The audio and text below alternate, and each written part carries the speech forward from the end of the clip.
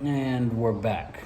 Excuse me about that, ladies and gentlemen. That was actually one of my friends. You know, when you're in a program, you kind of have things that you're required to do, and it can come at any given moment, any given time. So if these videos end up being piecemeal, or I'm in the middle of saying something and I have to go, I hope you guys can bear with me and hold on till the end, because this is actually a decent segue into the continuation of the previous topic. As I was saying, I think everybody needs the opportunity to grow in the fields that I identified before. Self-worth, self-love, those types of things. You know what I mean? Your own personal growth isn't dependent upon anything but you. See, in this second part, I want to talk about what I call your arsenal or your sword. See, I was just describing it to somebody the other day. You know, your mind is like a sword. It's only as dull as you allow it to be. The question becomes, when are you going to pull out that rock and you're going to sharpen that thing? When are you going to turn around and actually do something with yourself mentally? Because you can physically please yourself daily. We get gratification from all kinds of things. You know, food, watching TV.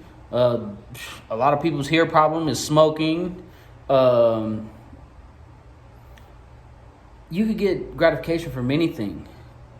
But mentally, if you don't sharpen that sword, then you're a non-combatant.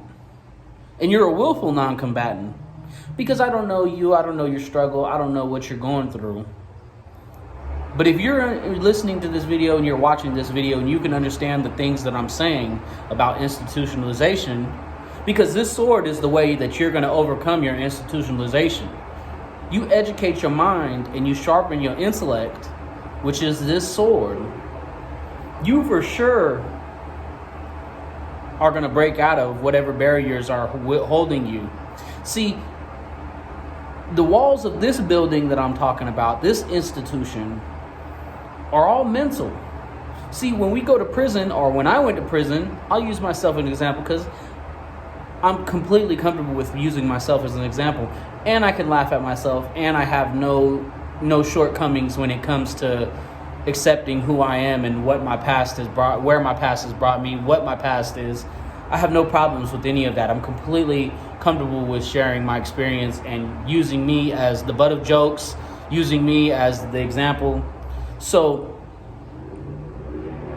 what it was is, before I got arrested, those that know me and probably are going to see this video know that I was an idiot. Like, there was no joking. It's funny because it was fun at the time, but ultimately, you know, I was kind of a drunk clown. You know, I was that drunk guy at the party that everybody's telling to sit down, and that person's not tripping. You know what I mean?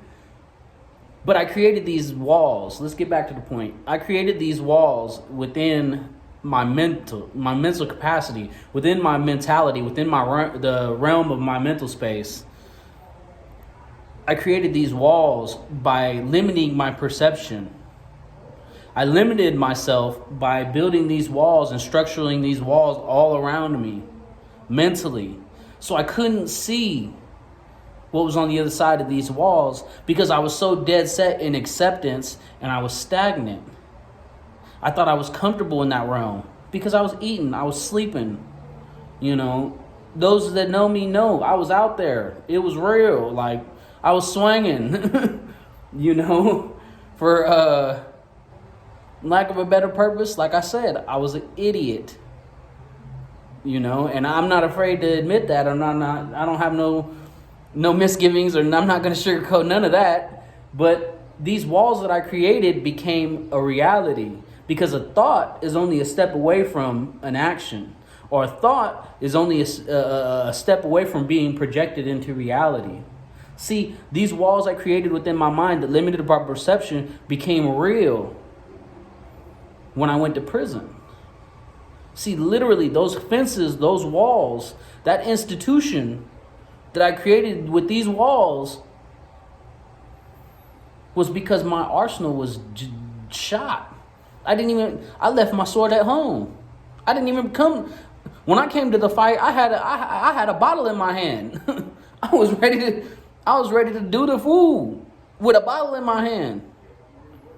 You know, I was a non-combatant myself, so I know. And you know, when you're a sheep, there's a lot of wolves out there. You know, your best friend could be a wolf in sheep's clothing, and you never even know it until it's too late. The person you're sleeping with could be a wolf in sheep's clothing until you ever even know it. You get that? Because I lived that. You know what I mean? Getting back to the point, this institution is created by these walls that are mental and then become physical in different manifestations. Sharpening your stone or sharpening your sword, you know, grinding that axe, in another sense, is all based upon you. It's all based upon taking your life in your own hands and your mental capacity in your own hands and educating yourself mentally, breaking down those institutionalized barriers, breaking down those walls that we create within our minds mentally. People want to talk about enlightenment, and they want to talk about seeing the light, and they want to talk about all this, you know, happy-go-lucky. And look, I don't doubt any of that. I don't doubt any of it. I think that anybody who finds success through those means, hey, look, more power to you. Because I do believe in enlightenment, but I believe in enlightenment of myself. See, the greatest truth that each one of us lives is within you right now. The greatest truth that you live is inside you right now, and figuring out what this is for. Figuring out what your objective is in life. What is your purpose? What is the significance of who you are as an individual? And how are you limiting yourself through the institutions that you live in? How are you limiting yourself because you haven't sharpened your sword? Your arsenal is empty. You ain't even got it on your hip. It's not even in the scabbard on the hip. That thing is back at the house, big chilling, gathering dust and cobwebs because you're so institutionalized. I've seen it 1,000 times. I've lived it. I developed a program when I was in prison that dominated my life, that took control of my whole entire life. And slowly but surely, I knew that in order to progress, I had to let certain things go. I had to come to understand differently. I had to think. I had to brutally take myself and my emotions and separate the two and take myself and look at myself out here and hold myself and be brutally honest with myself and identify the factors that are dominating my life, the factors that are determining my mindset, my reactionary mindset, why I reacted in a certain way. Why is my sword at home? Why haven't I learned? Why haven't I grown? Why am I not good enough? These are all questions that when you're alone in the dark in prison, you have no choice but to confront them face first. And sometimes your mind will shatter. It will destroy. But guess what? When it shatters, you're going to be stuck with those pieces. So you could cat out all you want, or you could go crazy. Some people go crazy. But ultimately, if you look at it objectively, you're still stuck with those pieces, even after it shatters.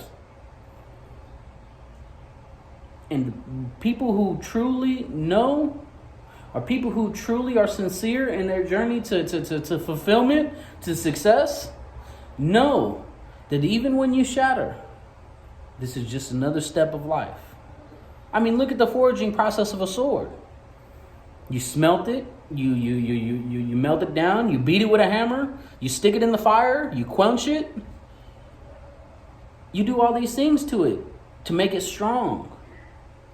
to make it wieldable, to be able to use it, to make it a tool. This is the process that each one of us has to go through. This is the process that we need to sit here, and as individuals, we need to break down these institutions within our minds. You know, as I've told you before, I'm nobody. I can't sit here and say that I'm some big enlightened guru, or that I just told you I'm a convicted felon. I just told you that the only thing that's special about me is that I got thoughts, I got ideas, and I want to share them with people. You know, if you watch these two videos all the way through, you know that I appreciate your time and I appreciate your support. You know, I don't know how this is going to go over. I don't know how, I could be criticized right off the stage. You know what I mean? I could be embarrassed and never do this again. And, it may or may not happen. It may happen completely in ways that I'm not even aware of. But the message of this whole video, the message of the point, this one's a little bit longer because I'm not trying to make it no hour-long special. But look at yourself objectively. I think that's going to be the message of pretty much every one of these videos. Look at yourself objectively. Don't allow your emotions or anything outside yourself to cloud your ability to reason. It is important to change your mentality, to change yourself, so that you can continuously grow, so that you can continuously master yourself. Because you master yourself, you're going to master your environment. You master yourself, you're going to find success in everything you do, because you're going to be confident, because you know your own limitations. You know what you can and cannot do. Like I said, thank you for your time, and let's see how this goes. All right, thank you guys.